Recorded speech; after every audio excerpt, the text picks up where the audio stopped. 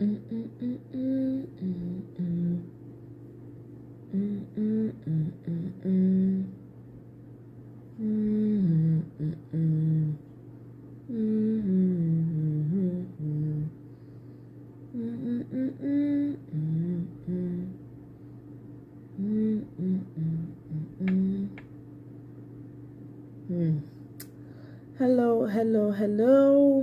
This is going to be a quick video. This is a question, really, and I hope that I will get some answers in the comment section. In the comment section. I don't know. Do Nigerians want division or do they want election? That's the question I have for us, because what is going on in Nigeria, I don't know if an election can actually fix it, to be quite honest. I don't know if Nigeria is going to survive. Every single day, people are being kidnapped. The ones that are not being kidnapped are being unalived. I was just reading, I saw something earlier where somebody posted that they are about to end it all because it's so hard. It's so hard for them, so they decide to end it all. It's crazy. It really is crazy. I'm going to play a video for you guys and we're going to talk about it because, I don't know. You guys Nigerians need to make up their mind if they want election. You can't have both. I don't know because I've thought about it a few times. You still have this Fulani in every corner of government. And I'm thinking, if Peter Obi comes in with this northern hegemony, I don't even know if the election, I don't know. Are you sure that there's going to be election in Nigeria? That's another question. Things are so bad for people, the ordinary citizens. I don't know if an election is going to be feasible. The Fulani oligarchs in Nigeria, they have permeated everywhere. Let it not be that we're taking this opportunity that we have to let's just divide this country to save lives. Honestly, so that Peter Obi can be the president for those of us that want him to be president for us. Because I'm telling you, the way Nigeria is going, it's not looking promising. No, I'm not trying to scare anyone, but it is not looking good at all. All these people that are coming, especially those who live in Nigeria, that will tell me, it's not so bad, we live here, we know what's going on, is a lie. Nigerians are so complacent until the thing literally shows up in front of their door. They don't see any reason to do anything about it. They always feel, it's over there, it's over there, it's over there. That's what they always think. My concern is that if anything is going to happen, it will catch Nigerians unawares because they are not prepared. Most of them are not even thinking about this. They don't even know how close this thing is to them. They're literally kidnapping people every day. Did we know that they were having forest guards? They were making Fulani people forest guards and giving them AK-47s to be using in your forest? Did you know about that? If it wasn't that they leaked and it came out, did you know? How are you not sure now that they're already in your forest? How are you not sure that they're surrounded everywhere in your forest, waiting for the whistle to blow? And I've been thinking, this man, AGF Salami, that they found stash of weapons in his house, what is he doing? What is he doing with stack of weapons in his house if the agenda is not jihad? If these people are preparing themselves, they are teaching their young ones to fight, and the rest of Nigerians seem to be sleeping because they feel like, it's far from me, it's not here, it's not there. And then you have your so-called elites, the ones that are even managing to survive. They'll be telling you it's not bad, people still travel. I don't get it. I do not get it. Nigerians need to decide. Do you guys want election or do you want the country to divide? I say divide. Let the northerners, the Fulani people and their sworn sponsors, leave them in the north, divide the country completely. Let everybody go and answer their father's name. That's what I say. Let me let you guys listen to this. Northern Muslims are trying to lure Igbo people into voting them in 2027. Just the way they lure other tribes that are Christian in Nigeria, and then they want to lure Igbo people into voting them, into repeating the mistake that some of us make many years ago. Gowon was a Christian. These same Muslim people lure him by doing what he does then. Obasanjo was the one that accepts Sharia law. He's a Christian. Jonathan, when they want to force him to sign man and man, maybe they knock themselves. When he say no, that is when they start having problem with him. One open all this Arimajeri eye for northern part of Nigeria. Now make the reverse for him, where they come out. If you check the history of Nigeria, now only 4 Christian or 3 Christian don't be head of state throughout the year we don't rule Nigeria. Muslims have been ruling Nigeria ever since. And each day any Christian come, won't rule them, then they frustrate that Christian. Now fast forward to today, Northerners have started praising Peter Obi. Some Northerners have started pretending, why would they arrest Nnamdi Kanu is injustice? If somebody like Shegun can be working freely, if the group can be paying people and government are not arresting them, why should somebody like Kalu should be in prison? This is unfair, blah blah blah. They start saying all these things, and some Igbo wey no smart, because Igbos are smart, but all of you cannot be smart. So some Igbo wey no smart go talk say, this Northerners, they like us, so they don't like you now pretend. They are the highest pretender in the whole world. If they need something from you, they can go extra mile. You can see Erufai now insulting APC member, trying to drag them and all of that, trying to support Peter Obi and all of that. I just dey laugh. For some of you wey no smart, now go think say na better person, like he don't like una or he don't like Peter Obi and all of that. Those are trick. He just want law Christian in voting back all those Muslim people, so that many of una go forget the vision of Nigeria, so that una go accept say make Peter Obi just the president and all of that.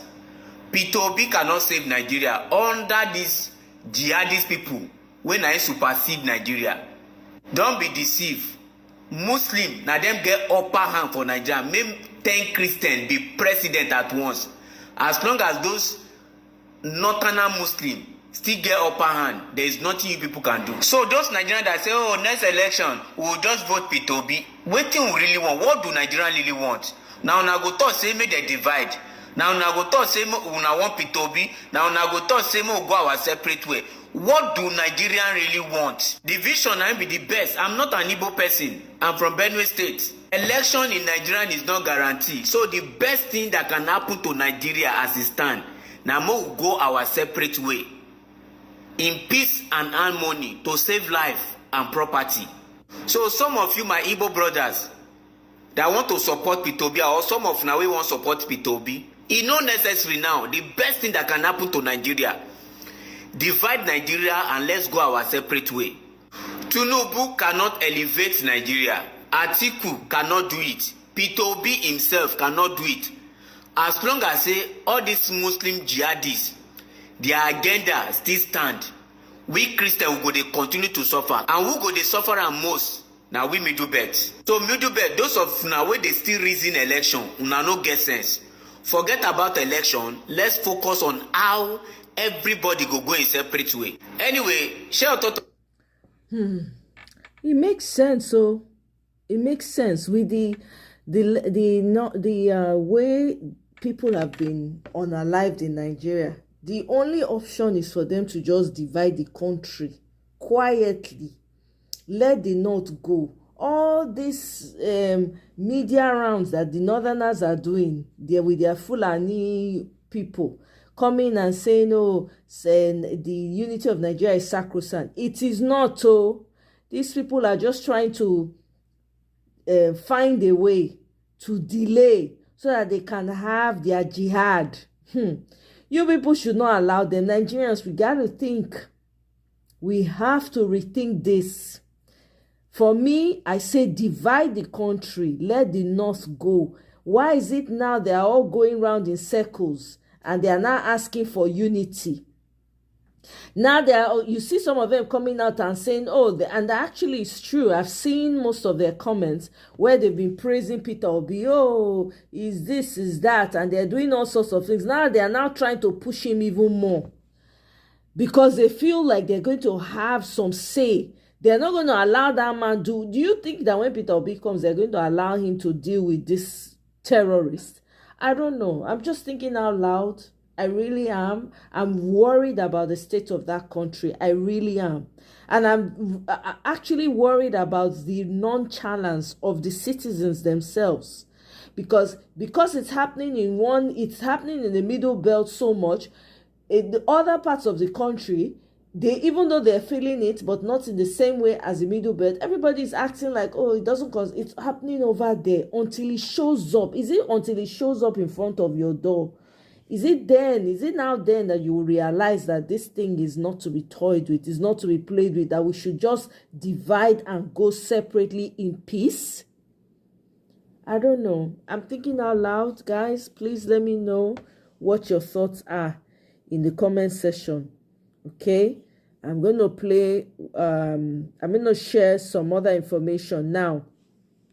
Reverend Dachomo is battling liver disease. Remember the Reverend Father who blew the whistle and was talking about this whole genocide that's been going on in Benue State, in Plateau State. The man has come out, he has announced that, or actually somebody did make the announcement for him, he has liver disease. Guys, whatever you can do to support this man, please, let's try and support him. Nigeria matter.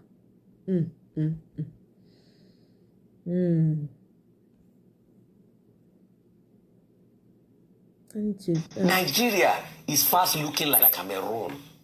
That the president of Cameroon, in fact, he's a resident abroad. Yes. He's just coming to do election, winning votes, and going back to Geneva or Switzerland. If Obi says the president spent over 190 days, he took 46 trips. Is that not a cause for concern? Let's talk about the big question on former presidential candidate Peter Obi's mind. Where is the president of the Federal Republic of Nigeria? It's also the title of a detailed post on X where Obi wrote on Monday, where he highlights the fact that the president spent 196 days abroad in 2025. For context, that's more than half of the year outside Nigeria. Now, this is the tweet, and I'll read it in part. He says, this lack of presence starkly contrasts with what we see in comparable developing nations where leaders step up in times of crisis. In Nigeria, after U.S. military strikes on our soil, our president remained silent.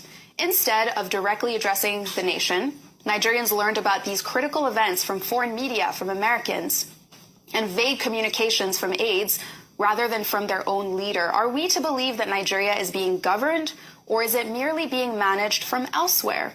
Leadership isn't simply about issuing press releases. It's about standing before the people, engaging with them, and offering clarity.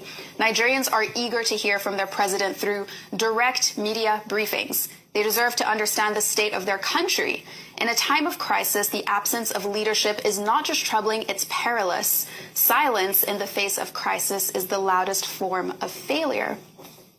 Now, Obi also highlights the fact that he would want the president to engage more with the media. But what's interesting is the fact that historically, there really haven't been that many Nigerian presidents that have been open when it comes to directly engaging with the public or being willing to conduct one-on-one interviews with the press. And Dr. Abati, I'll come to you. Jonathan did better. Jonathan exactly, which is why, Dr. Abati, I'll come to you on this. Okay. Peter Obi's statements. Okay, Mr. Peter Obi is asking, where is the president of the Federal Republic of Nigeria? Well, the president of the Federal Republic of Nigeria is currently in Abu Dhabi on the invitation of the president of the United Arab Emirates, UAE, attending what is known as the Abu Dhabi Sustainability Week. And the theme of that conference, January 11 to 15, is the Nexus of Nest. All systems go. before then, the president of Nigeria traveled on December 28 to Europe, we were told. But we later discovered that he was in France. And it was from France that he has now arrived at an important, foreign policy event. And there's nothing wrong in that regard. But the major grounds of Mr. Peter Obi is that in 2025, the president spent 196 days out of 365 days abroad. And that, more or less he became an absentee president. And that this year, his warning is that absenteeism should not be the approach to governance. That presence is very important. He said, we demand presence. He says being absent is not governance, it is neglect. Okay, Mr. Peter Obi, where is he coming from? He's a leader of the opposition. He's an opposition political figure. So he will naturally raise questions, interrogate government. So he's doing what he's supposed to do, to draw attention to things. But, the truth of the matter, as he also pointed out, is that there are issues on the ground in Nigeria. And we need the president, he says, to be more on the ground, to address those issues, the crisis, which is the word that he used, instead of traveling all over the world and being absent. As I've said, this is an opposition political leader drawing attention to what he considers a major omission. But you can be sure that, Mr. Nonuga or other spokespersons of the government, Sunday Dare and the rest of them, we have a ready answer for him to say that, well, whether he's in Europe or he's in Abu Dhabi, the president is still serving the interest of Nigeria. But I think there are other Nigerians too, apart from Mr. Obi, who say that, we love our president so much. We would like him to be more visible at home rather than traveling abroad. But I think the caveat to that is that this government has been, active enough in telling us at any particular time where the president is.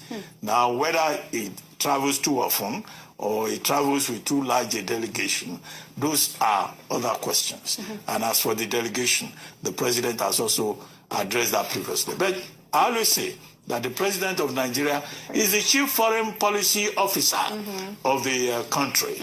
And, a government that is looking for investment, that is trying to engage with the world, that is trying to have the Nigerian voice out there, you cannot run away from this kind of situation. Right. But Mr. Peter Obi said there was no New Year message because the president was not around. But it's a popular, kind of a concern. Okay, very quickly, literally a couple of sentences. The president attended this Abu Dhabi Sustainability Summit last year, 2025. Two outcomes. The first was that we were promised that the president of UAE was to visit Nigeria within the year. Of course, that hasn't happened. We're wondering, hopefully this year in this visit we can get an update. The second thing was that Nigeria and UAE signed the KEPA deal, Comprehensive Economic Partnership Agreement, which was supposed to create an investment and trade framework between the two countries. That was the sort of big takeaway from the summit last year. 1 year later, that agreement still hasn't been signed. So I'm hoping that as we are going back a year later, that maybe this year, the second visit, second time round, maybe we can get this agreement signed. Very key point. And Dr. Abati, he has never always told us where he went. This last one, no. You're not, present-minded in issuing press releases. No, Dr. Abati. Which Mr. Obi says is just the press release and propaganda. Dr. Abati, he has never always told us where he went. This last one he went, he said Europe. Europe is not enough of a place. It was when, after they wanted to show that he was working, and they released the photos that they used AI to spruce up, that they showed us that he was in France eating lunch. We didn't know he was in France. And he met with the president of Rwanda. That was when they wanted to show us off that he was working, that he was at least doing something, having meetings. Then they now showed us he was in France. They didn't tell us he was in Europe. In fact, they were very ambivalent about mentioning the word that is going to France. And with due respect, please, public disclosure, I don't know. What's the thing about France? France. You know why I'm saying this? Because we had this ordeal too with President Buhari of blessed memory. UK. That is even his handlers then had to come and justify and say he's been using a doctor for over 30-something years and all of that. What's this thing? That was how President Buhari spent many days abroad. You see, a nation that truly wants to grow we should be able to introspect. The leaders must be on ground to get the work. Right. Nigeria is fast looking like Cameroon. That the president of Cameroon, in fact, he's a resident abroad. Yes. He's just coming to do election, winning votes, and going back to Geneva or Switzerland. If Obi says the president spent over 190 days, he took 46 trips, is that not a cause for concern? Because with all the trips we are seeing, we are not seeing any foreign investment. Vimbai, God bless you for bringing out some of the promises based on the trip. We didn't see anything out of the trip. Maybe he's gone back to 2024 too. If I'm going to check this, I'm sure he spent over 100 days abroad the year before. For good measure, with our own command, with our own private jet, with our jets now, that they have allocated about $10 billion to in the space of since he got to power up to this time. I mean, 10 billion naira to be able to fix. Then over $150 million that they used to buy jet, that the National Assembly keeps claiming it didn't pass through us. This is our own national commonwealth. Somebody should not use our own money, for sweatshop or something. Please, we should be realistic. All this job getting about, we should stay at home and get the job done. Vimbai say the agreement that was signed, we haven't seen the result. That's not the responsibility of the president. We have a Ministry of Foreign Affairs. I've said again and again on this table that Ministry of Foreign Affairs has lost most of its best hands. Right. Its golden era has passed. When you sign an MOU, there are desk officers with assigned responsibilities who are supposed to follow through. It's not the president that will carry MOU and be pursuing it. That is the job of other officers. So that's how foreign policy works, either in Nigeria or elsewhere. Right. Okay? Thank you. Ay. Anyway, that's that for that. Meanwhile, they're sharing money. This looks like, I don't even know whether it's 2,000 naira or 3,000 naira or 5,000 naira each. They're sharing it for some people. I don't even know where they are, whether it's in Lagos. This is MC Oluomo sharing money, and they are queuing up. People are queuing up to collect 5,000. Maybe they are going to collect their PVCs. Oh my God, Nigerians, I don't know. You guys will decide whether you want to divide or you want election. It will be your choice to make. After all, what do I know? Anyway, now here I go leave am for now. I go see you now another time. I just wanted to bring that, something to think about, something to ponder on. If we really want election or we want division. Thank you. Have a wonderful rest of the day.